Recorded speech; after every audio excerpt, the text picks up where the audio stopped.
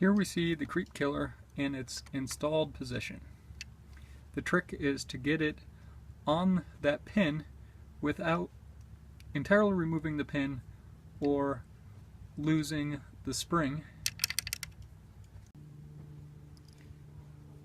We do that by pushing the pin in this direction, not pushing it all the way out, pushing it about halfway out, and helps to have a small screwdriver.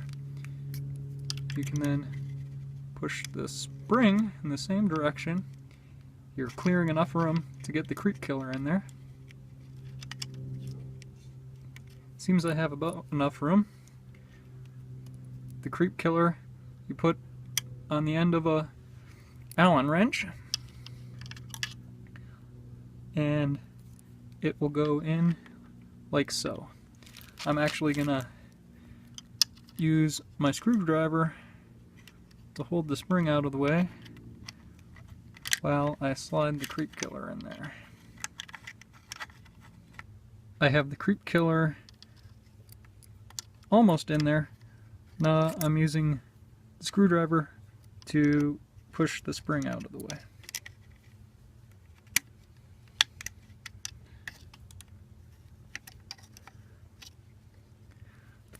That's close enough now that I can drive the rod or the pin home.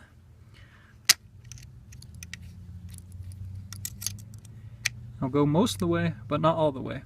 It won't go all the way because it's not perfectly aligned with its hole. So use your tool to wiggle it a little while pressing.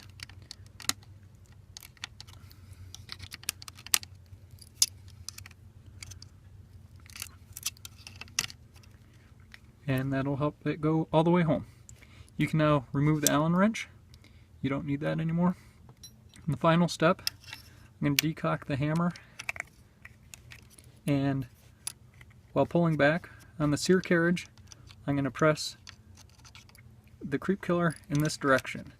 That'll ensure it's truly seated all the way on there.